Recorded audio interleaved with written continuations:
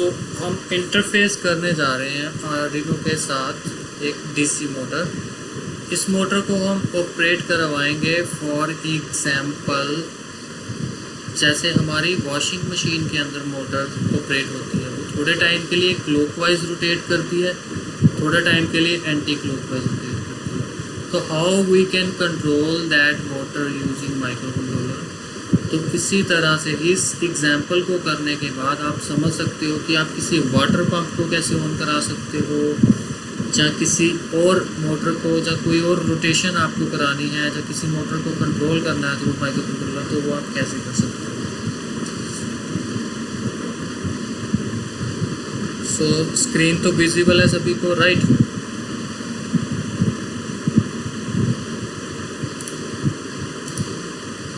सो no sir. Screen visible नहीं है। One second.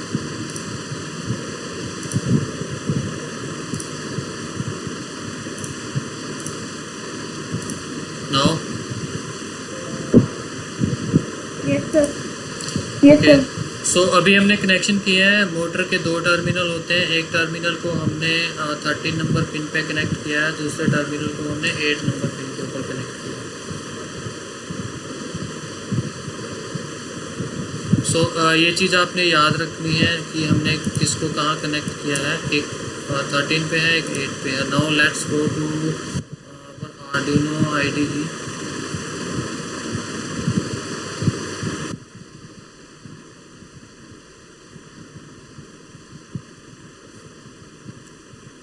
Arduino IDE में मेरे पास ब्लिंक नाम का सॉफ्ट खुला हुआ है पहले से ही, तो मैं इसी प्रोग्राम को कंटिन्यू करूँगा फर्दर। सो मैंने कल आपको सिखाया था मैक्रोज हम कैसे यूज़ करते हैं, आज फिर से बताता हूँ कि मैं एक नई मैक्रो बनाने जा रहा हूँ। तो मैंने एक नई मैक्रो बनाई है। मैक्रो में मैंने नाम रखा है मोटर 1। सो मोटर 1 को मैंने नाम दिया 13। इसी तरह से मैंने सेकंड मैक्रो बनाई है हैश डिफाइन मोटर 2। मोटर 2 को मैंने नाम दे दिया 8। तो मेरा एक मोटर का टर्मिनल है जो 13 नंबर पिन पे कनेक्टेड है, मोटर का दूसरा जो टर्मिनल है वो 8 नंबर पिन के ऊपर कनेक्टेड है। सो अब मैं दोनों पिन्स को आउटपुट बनाऊंगा। सो देखो आउटपुट कैसे बना सकता हूँ अब मैं।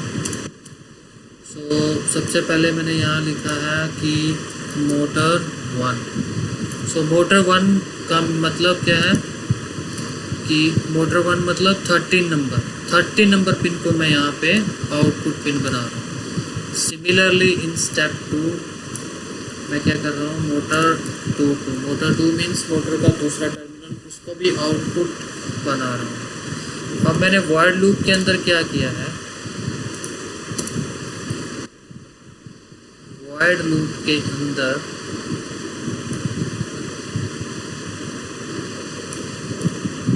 मैंने यहाँ पे किया, जो हमारा मोटर 1 है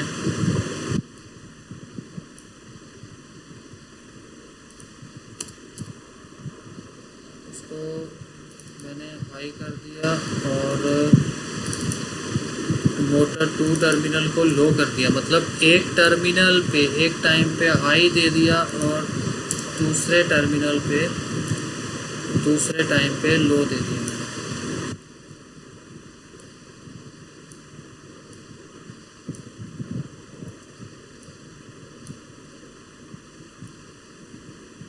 अब मैंने क्या किया, उसके बाद 5 सेकंड के लिए वेट कराया माइक्रो कंट्रोलर को।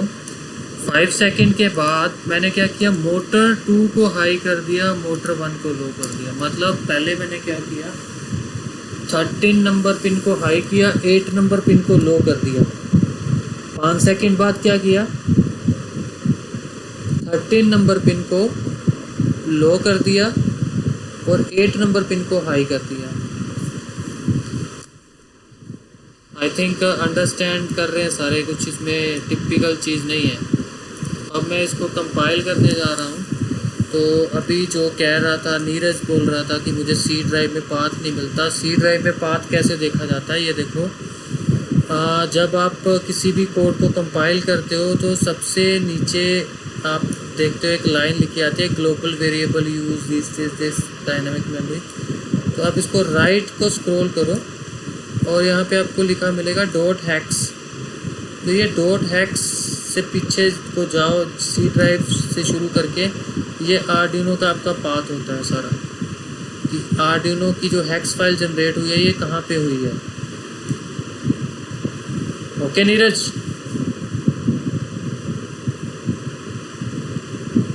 नीरज अवेलेबल है यहाँ पे? सो अगर आपकी यहाँ पे फाइल ये फाइल नहीं क्रिएट हो रही तो आप क्या कर सकते हो, फाइल पे क्लिक करो, प्रेफरेंसेस पे क्लिक करो और ये कंपाइलेशन और अपलोड दोनों को टिक करके ओके कर दो। यहाँ पे ऑलरेडी टिक नहीं होते हैं। इसके बाद आपकी हैक्स फाइल बननी शुरू हो जाएगी। तो आप जैसे ही अपना कोड को कंपाइल करोगे, यहाँ राइट को स्क्रॉल करके यहाँ देख सकते हो कि डॉट हैक्स किस फोल्डर में बन रही है। सो ये सारा पाथ आपका फॉलो कर सकते हो आप प्रोटीज में। डॉट ELF नहीं चेक करनी है, डॉट हैक्स चेक करनी है। So let's go back to Proteus. ये मैं ट्यूटोरियल आपको यूट्यूब चैनल पे दे दूँगा, आप दोबारा भी इसको देख सकते हैं। सो नाउ लेट्स उसके अंदर अब हम हैक्स फाइल अपलोड करते हैं। तो मैंने कंट्रोलर पे डबल क्लिक किया, तो अब मैं उस पाथ में जाऊँगा जहाँ पे मेरा हैक्स फाइल है। तो सी ड्राइव के अंदर जाने के बाद मुझे किस में जाना पड़ता है, यूज़र्स में। यूज़र्स के बाद डेल के अंदर, आपका कुछ और होगा डेल की जगह पे। तो डेल में यहाँ पे मुझे चाहिए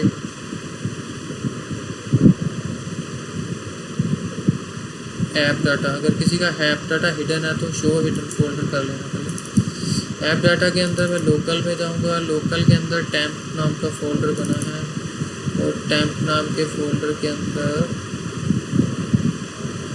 ये रहा आर्डिनो, यहाँ पे मेरा बना है ब्लिंक ino.hex।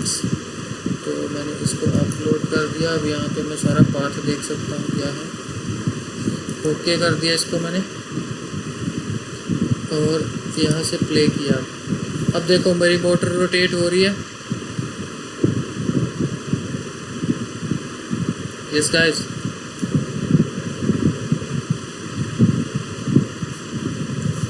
देखो इस पिन के ऊपर हाई आ रहा है, इस पिन के ऊपर लो आ रहा है। सो इनको अगर प्रॉपरली देखना है तो आपको पुल डाउन पुल अप करना पड़ेगा, जैसे हमने कल किया था। तो अगेन हम जाएंगे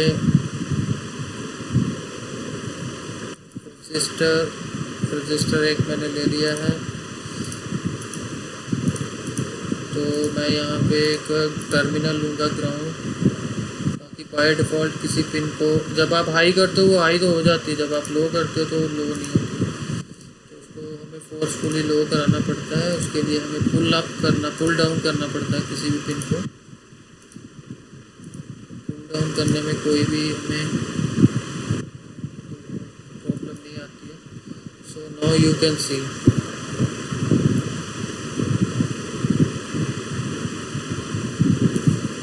देख रहे हो आप, मोटर एक बारी क्लॉकवाइज रोटेट कर रही है, एक बारी एंटी क्लॉकवाइज रोटेट कर रही है। सो इसी तरीके से वॉशिंग मशीन के अंदर होता है गाइस, सिंपल। Yes students,